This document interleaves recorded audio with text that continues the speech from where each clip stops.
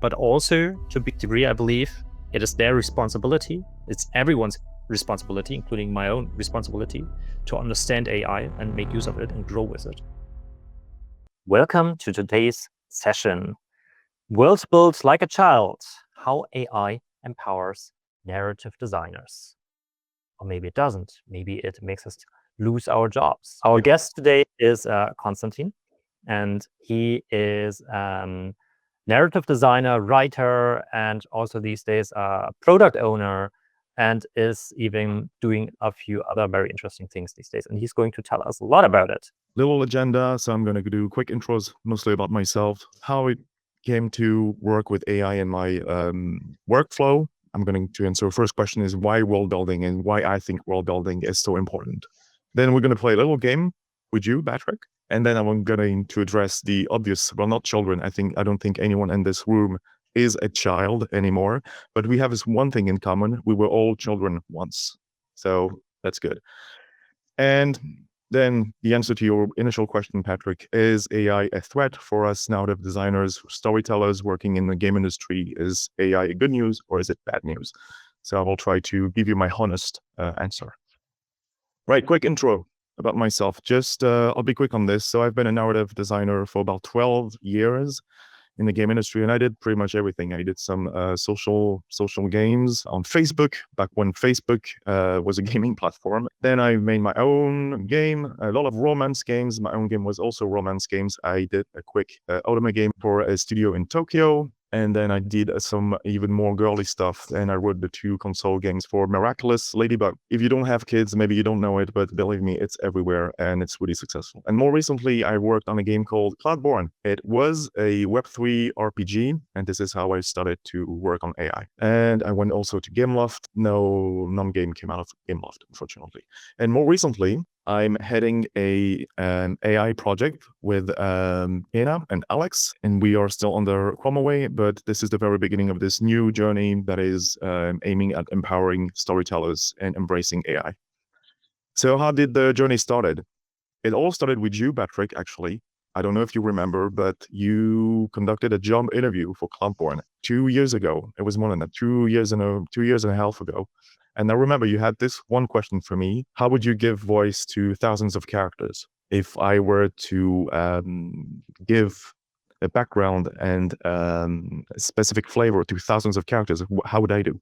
And I remember mentioning the Nemesis system that is empowering this game, Shadow of Mordor, that is taken from the Lord of the Rings. And because the Nemesis system was a super successful system to keep track of every player's actions and translate them into narratives.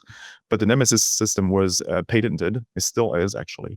So I started to work on something pretty similar. And I did a lot of documents, a lot of complicated graphs, maybe a little too complicated when I think about it. And then something happened called GPT-3. And I remember having this light bulb moment when I first used it. I thought I have thousands, if not tens of thousands characters to talk with a very specific way about who they are. And this is how we're going to do it. So I went to my producer and even the studio CEO. And I said, this is how I want to do it. I believe AI and ChatGPT-3 like features are the future, and I want to use it for the game. And we did. So these are screenshots of Cloudborne, the RPG game that we made with Antler Interactive, the studio that was running it. And we collaborated with an American company called InWorld, and we have this first NPC. And this is a screenshot of the very first interaction with an NPC from Cloudborne using AI. So as you can see me having a real-time conversation with the character. But since this game was an RPG in a vast world, I had no choice but to do a lot of world building. But the thing is that the AI tool that we had at that time didn't match the world building aspect that we had to it. It was only on the surface. It was one character after one another, and I had to make them manually, and there was no real world that embraced it all. This is how we came to the conclusion that world building was so central to making AI work that we have to come up with our own solution. And this is how we thought of Aarda AI, and we always use this image of at Aarda, we have flipped the iceberg. We don't start with the tip of the iceberg, we start with the bottom of it. basically. I'm going to have a little game with you, Patrick. So please be ready. I'm going to ask a few very simple questions and you need to answer them. This following up game is nothing AI generated. It's based on real situations. Simple question. What is this? That's Cyclops. No, it's a monkey prison. Oh, yeah, obviously. Now I see too. What is this? That is a zoo. No, it's not a zoo. It's a bistro. Oh, and there's only one table. Yeah. Okay, next. What is this? That's upside down tea. It's a kiosk. Come on. All right. Easier ones. Who is this character? That I don't know that character. Is it a mouse? It is a mouse. You know? You want me to tell you? Yes. That's Pikachu. Come on. That's easy. Now I see too. Yeah. Okay, who's that? That's one of these enemies in Zelda, the octopus type enemies. No, Arcturus. come on. That's Matadogas. Everyone knows it. I disagree. All right, so like I said, none of these questions were, I didn't make this up. These are real situations. Of course, it's my kid that has those games for herself, and it's amazing to see her play and pretend. And I'd like to address this insane capability that children have to pretend and starting imagining things and playing on their own and always come up with, we would say that. Kids always say this when they play. They say, we would say that, we would pretend that, but they never say pretend. They would say, we would say that. And this very unique capability is strictly belonging to kids only. And it's been theorized a lot, and things we have identified, capabilities that kids have, is symbolic thinking. They are very powerful at deciding that an object is another object, and we call it object substitution. So for example, this little mouse doll was not any doll, it was Pikachu, because my kid decided so. And kids between age 2 and 7 are very, very capable at cognitive flexibility. They're very flexible about imagining things and decide that something, an object that they have in their hand can be something else. If they carry a stick, they can decide that it's a magic wand or a sword or anything. And I invite you to read more about these topics. They've been theorized by a psychologist, Russian psychologist called Lev Vygotsky. I hope no one is Russian in this call because I'm pretty sure I misspelled that. So he theorized all those capabilities, and his conclusion was that the most powerful capability that kids have is decontextualization. They're very capable at get out of the world, get out of the existing world, and reimagine it very differently. Opposing to us grown-ups, we always need to contextualize, always, because we have lost this capacity to leave it all to the imagination. This is something we lose when we age, when we go beyond 7, and when we are grown-ups, when we are adults, we don't have that. We see objects as what they are, at what they're supposed to be. When it comes to play, we don't play as children anymore, and we play as grown-ups. If you look at tabletop role-play games, we take it so seriously. I'm always amazed by how much tabletop role players take everything so seriously. I've been myself in RPG games around the table, and I was trying to be a bit ironic about the situation, but no, they take it very seriously. And this is a very adult thinking right here. We adults still play with Pokemon cards, but it's a very different game. Here you can see Logan Paul, who just acquired this Pokemon card for $5 million. That was, I don't know. And for some reason, he had to take this picture naked. I don't want to know why. And when it comes to video games also, we need to have all this knowledge about the world, and we need to put that on paper. We write entire volumes for our games. We need maps that look like actual maps, and we need to provide stupid information about every single little object with metrics, because we need that to find this ability to pretend again. I'm going back to your initial question, Patrick. Is AI a threat to storytellers? Now that we know that we need all this context, and we know that as adults, as grown-ups, we are desperate for context. You cannot play a video game that is elaborated, that looks a bit realistic, if you don't have tons of context. Otherwise, you cannot play it as an adult. And we're not going to change. We're not going to go back to being kids again and being capable at extrapolating a world only by thinking about it. We are incapable of that. So someone needs to nurture all this knowledge. And who else is desperate for context? LLMs are desperate for context. They're starving for context. If you don't give them a lot of context, it will never be good. I mean, you can go online onto ChatGPT today and say, write me a novel, make me a picture, make it beautiful. You will never be satisfied with it. You will never make anyone happy with it. You will have to feed it a ton and a ton and a ton of context all the time. And this is exactly what we're trying to do at Aarda AI right now. We are building this world building tool that lets you feed AI models virtually infinite amount of context for your one story. And you can monitor it, you can manage it, you can change it, you can drive it. For example, this is a very simple screenshot of the Roblox project that I'm running right now. Here you see a 3D block, the green one. Look at the green one. And if you look at it, it's just a 3D block. That's nothing else. It's just some piece of data in a program. That's all it is. It doesn't have the capability to decide that it's something else, unlike what kids can do. Kids can decide this is a kiosk, for example, as we saw earlier. And this is the same for this. If you look at this screenshot, okay, as an adult, you see a world, you see a lake, a tree, a horse, a horseman, you see a lot of things. So you do have this ability to pretend that there is a world, but behind the scenes, it's just 3D blocks still, nothing else. So what we're trying to do at Aarda AI is to give every single element of the game world with a context. For example, we decide that this 3D block is something in a bigger world, in a bigger assembling of blocks. And then if you talk to a character in your video game, it will be aware of the whole world. So we come to our previous example. We can decide that this 3D block is a kiosk, for example, and the character that you speak to will acknowledge this piece of 3D as a whole kiosk, and he will be able to describe it.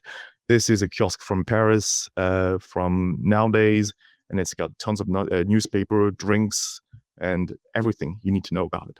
And at scale, this is also what we want to achieve, is to propose anybody to feed a world as big as Elden Rings. And for example, you can imagine the next Elden Ring being able to talk to your character, and your character will know everything about the world that he or she knows, and they will know about themselves, and they will also know about you. So what role for narrative designers? I'm going to make this answer pretty quick, and then I can take any questions, of course. But I think this is excellent news, because as you could see before, AI allows our games to be fully aware of themselves, but they require a lot of work, a lot of context. And who's going to feed that context? We need people to do that. The human input is too important not to leave it to the AI, because the AI will never know what to do with it. But I guess there will be a paradigm shift. The image I have is that we're going to need less carpenters, but maybe more cathedral builders. I think AI is great news for people who have the capability of having a grand idea about the world they want to sell, whether it's a big one or even a smaller one. But we need, I guess, people with the ability to expand their thinking beyond just characters in one scene, for example. And this is exactly what we do with Aarda AI. So if there are some narrative designers in the room today, I really invite you to again reach out to us. And we have a website you can already consult. We're going to do some test sessions. So anyone, even not professionals, storytellers, are welcome to try it. And anyone with an idea or a world should reach out to us and start building. And Aarda AI is already operational. We also have a game, because everything I'm showing you is not just hypothetical, it's already running. And there is a nice video game that you can play today. If you go to this address, you will be able to play this noir detective story. And everything in this game will carry what I told you. Every character that you talk to will be aware of themselves and of the world that surrounds them. So yeah, if you want to know more about Aarda AI, please reach out to us. And if you have questions now, I'll be more than happy to answer. I thank you. This is it for my demonstration. I thank you for listening. Thanks a lot, Constantin. This is awesome stuff. I think it's really, really interesting to see their perspective on how the job of narrative designers and writers are also changing. So now we still have a lot of time left. That means we can now start having a discussion about it. We're happy to answer your questions on this topic. Yeah, I really stick to this quote that you said, that less carpenters and more builders. Is like it really makes sense to me, because somehow I have been going through this like AI, like where to put it in my head, in my work, in all these things, without seeing it as a kind of enemy or something like that. So that quotation really made some sense to me. Thank you very much. So something I found really interesting when I worked on this topic with Constantin and some other people here in this chat and in this conversation as well, when we were working on Cloudborne, and we tried to put life into all these characters of that game, right? We were thinking so much about having a consistent storyline, but still make these characters talk on themselves. And I really felt like how Constantin's perspective is changing on writing and narrative design. In the past, the narrative designer always had to understand their own lore, the lore of the game perfectly fine, right? Like had it all like laid out and so on. So it was there, it had to be there. And then the narrative designer basically had to write the story and had to think about how we tell that story as well, which is then the narrative versus story, right?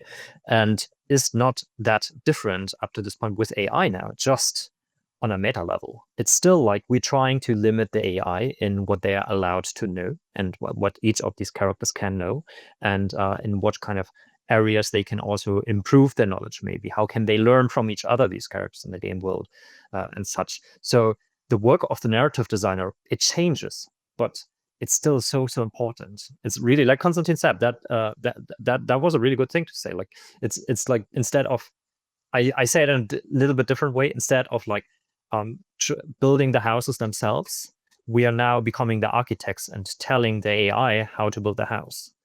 And we give the important instructions still. So I feel this can be a very empowering thing in the world of narrative design. Yeah, if I can reflect on that, is that what's changed, and where I think it is very good news for narrative designers, because I've been one in many studios, and basically you write a story, you put it on a document somewhere on the drive, no one reads it. I don't blame anyone. Everyone is busy. This time you can have your Bible for your world, and the AI to be aware of it 24/7, and the AI is capable of taking it from a broader perspective to every single nook and cranny. This is really empowering. So this is why I think it's very good news for narrative designers overall. Yes, Noya, please. Good to see you. Hello, everyone. Good to see you too. I actually, to go with what you said, I had a question about how much freedom does the AI have in the narrative, actually, and can we adjust it?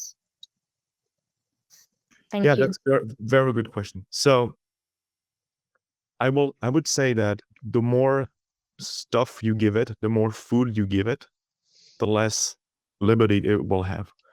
Because we all use ChatGPT. It's very good at going Shakespeare without you asking. It's very good at extrapolating, exploring new stuff. So you can have technical guardrails to keep it steady. Don't feed it the right amount of information, it will never be good. It will always find its way. It's like water. If you don't build the proper water tanks, pipes, it will go everywhere. Be one. And two, yes, of course, from a more technical standpoint, our engineer Kana, for example, is very good at having strong guardrails, prompting the right way to do it, depending on the world you work on. For example, if we have very different pipelines for your story, if you build something based on the real world, or if you build something super imaginative like Lord of the Rings, or something in between, you will have a different pipeline if you write a story like Ghostbusters, for example. The Ghostbusters is the real world. They just have stupid ghosts, but it's really like the real world. They have money problems. Bill Murray is struggling to date a woman because she's way too classy for him. And it's real world problems. So again, it's a lot of work, and we need people to do that. So that's good news for storytellers, I hope. So my question is, does AI kill off creativity? sort of a crucial question, actually. And I hope that there still will be room for those who are interested about sort of longer stories and storytelling. And people might have also in the future some sort of stamina to watch longer films, hopefully read even books, and then also play games that doesn't explain at the side all the time that what you should do next. The fact that I brought up this kid's capability to imagine everything they can, limitless, is actually on point. And if you read about the concepts I've introduced to you today, it's crucial that these phases that children go through are never interrupted. And if you put a kid in front of a screen, for example, this process will stop completely. It's good to have some food. I mean, cultural food as a child, but whenever you put a child in front of TikTok, for example, it will stop completely, and you will interrupt this capacity to build imagination, and it goes along with dealing with emotions, structuring yourselves, building empathy, and the whole rest. When it comes to long stories, I'm not so worried because we see, I mean, video games today are super long. I cannot play Elden Ring, for example, because I'm a parent. You got that. It's not a game for me. But people get involved in still get involved in very long run series. They're still very hungry for those very long sagas. So on that, I'm not too worried, to be fair. Yeah, I agree with Constantin very much. Like the AI is killing creativity, but also enabling real powerful forces for the people who actually sees it and manage to sort of use it in the right way and to sort of expand their creative capabilities. Throughout history, we have had lots of creative people, for sure. And then Tolkien, and I mean, there are hundreds and thousands. But we want to see this also on hopefully on a smaller scale. So like your average Joe should also be able to create characters and build out their dreams. Then again, if it's only the family playing it or whatever, so be it. But we want to enable everyone to actually be able to realize this sort of creative thoughts or whatever you want to call it, basically.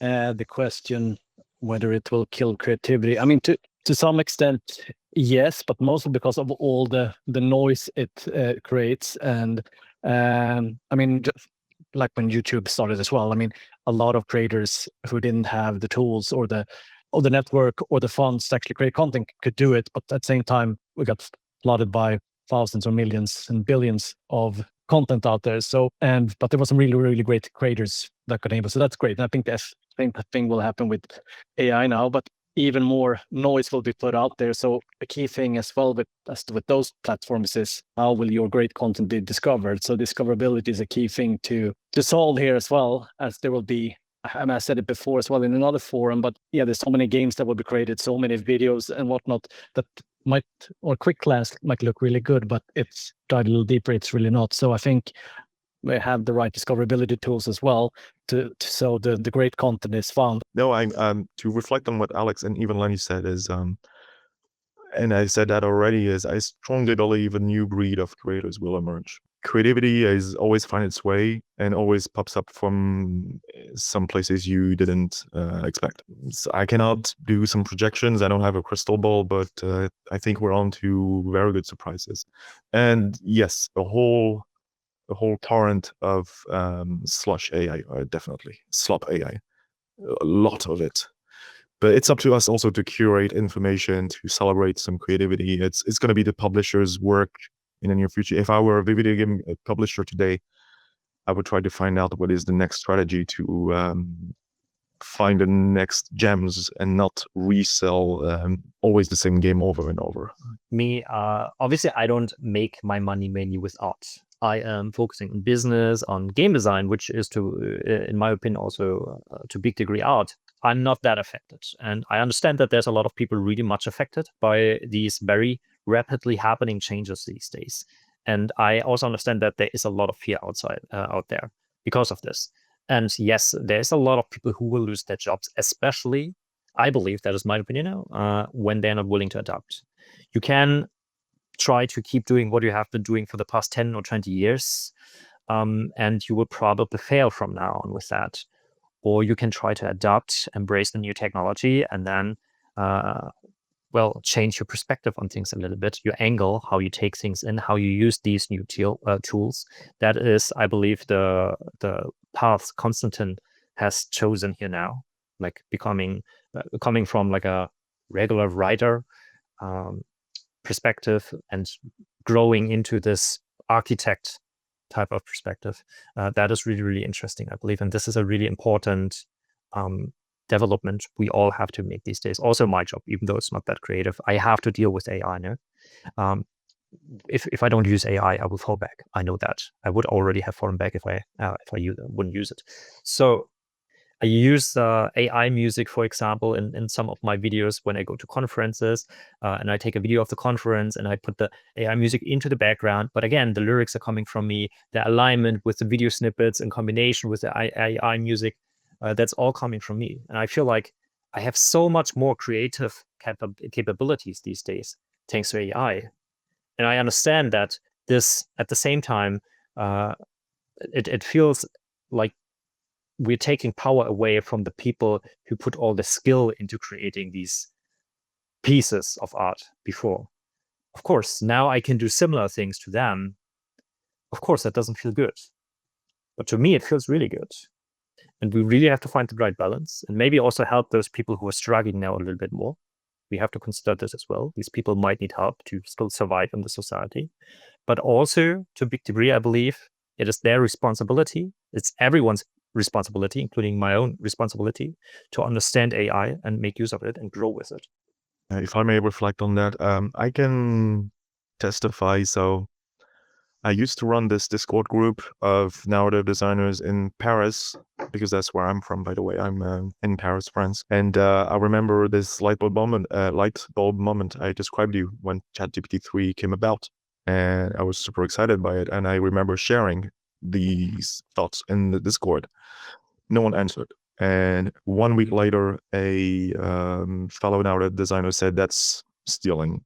It was the only comment. And I've been talking to some of these people for different topics, mostly because they were looking for jobs anyway. And I could sense a bit of judgment, which I don't fully understand, but I understand partially. Like I said, writing is very different from being a visual artist, for example. Writing belongs to everybody. We all use words. We all have a capacity to write emails, a note to your parents, to your landlord. I don't know. I understand the effort of writing, and I did put a lot of effort into reach to find a style. It does take years to find your own style. But also, I'm very happy that anyone can produce a bit of a story thanks to AI. I'm super happy about it. But I understand. I think the notion here is effort, when you put a lot of effort into crafting your own art, basically. You have the feeling that if someone comes up who didn't provide that effort is a thief. But like you said, Patrick, the way you've made your videos, you put effort into it. You did involve yourself, time, energy, trying to find the right lyrics, the right balance, so here you have effort. So for me, that's fine. Really, that's fine. And also, you can embrace AI and still be conservative. That's my notepad for the novel that I'm writing. I still use it, and I'm still going to use it. I still use notepads with pens, and I write the way I learned in school when I was 8. I didn't change the way I wrote. It still looks like this very schoolboy writing, and I don't want to change that. So you always have a choice, I guess.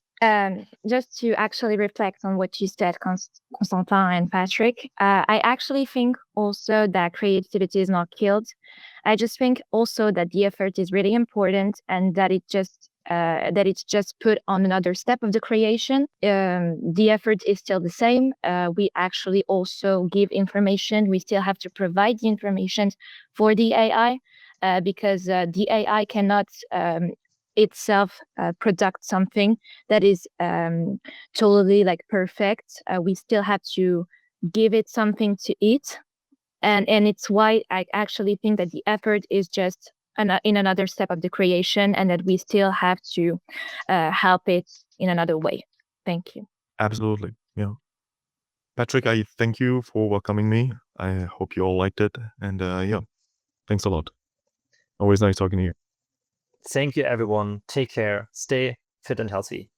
Goodbye. Thank you, everybody. Bye. Thanks, Constantin and Bye. Patrick. Hey. Thank you very much.